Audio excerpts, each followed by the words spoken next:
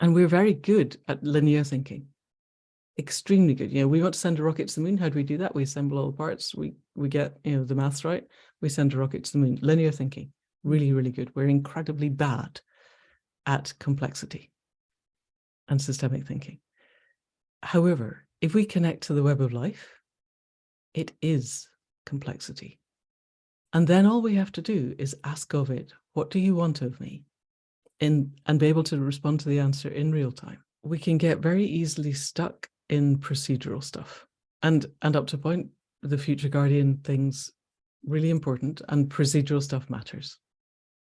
I am increasingly of the opinion, however, that it doesn't matter nearly as much as us understanding how to connect to the web of life. I think as humans, we've got this self-narrative that tells us that our heads rule, head mind rules, and that we can think ourselves out of this problem. I think that's how you end up with people like Monbiot suggesting that precision fermentation is a good idea, when just, on every metric, it's insane.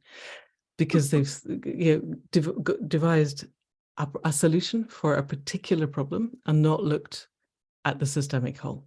Mm-hmm. And we're very good at linear thinking, extremely good. We want to send a rocket to the moon. How do we do that? We assemble all the parts. We get, the maths right. We send a rocket to the moon. Linear thinking, really, really good. We're incredibly bad at complexity and systemic thinking. However, if we connect to the web of life, it is complexity. And then all we have to do is ask of it, what do you want of me? And be able to respond to the answer in real time. Mm.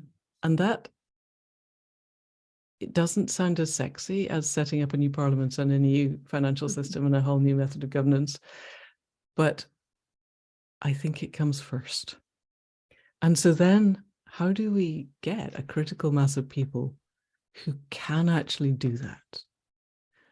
And that's my big question, has been for the last couple of years, because I have a sense that in the same way, if I'm or you, if we're sitting in a shamanic circle, if we can sit in that space of heart congruence, it's much easier for all the people around the circle to meet that place of heart congruence also.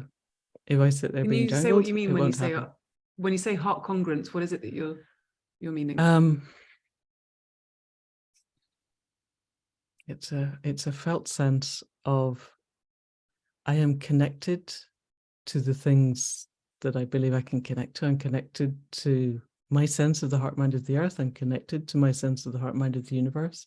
I'm, insofar as I can, no longer listening to the chatters of my heart mind. And it's not that they stop, it's just that I'm kind of, yeah, that's fine, guys, later. And my heart rhythm changes. Mm. It slows and my heart's beats becomes stronger. And there's a whole bunch of stuff on the Heart Math Institute that I can't remember off the top of my head.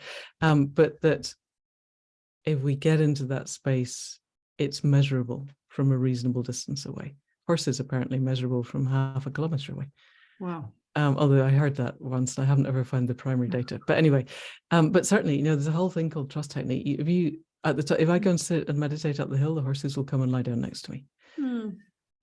It's not completely repeatable, but it's, if the hunt is going past or something, you forget it. But it's, I think if we can get enough congruent people connected to the web of life, then we will get a critical mass effect. But I have no idea what that critical mass needs to be, except it's probably quite large.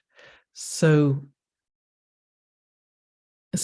for me, that's worth working on, but it's really hard to get people to give the time to it, because it's one of those things you can think about it a lot. It's a bit like meditation, where downloading the meditation app isn't the same as meditating. Yeah. Oddly.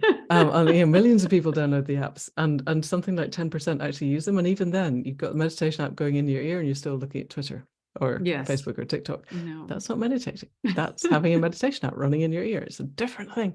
So somehow finding that capacity, and I have the extraordinary privilege of not needing to go out for a 9-to-5 job, and all I do is stare at the blank page until my forehead bleeds, which I actually love doing. And I have the space to do this. So I'm endeavoring to use that enormous privilege to help other people to settle into this. Because I think this is where we get to the concept of conscious evolution, which is the evolution of our consciousness consciously made. And I genuinely think that's humanity's next step. But there are probably a couple of branch points where we could go into, I don't know, techno-humanism or something different. And I would like this to be the one that we go to, not the silicon brain, really. It doesn't fill me with joy.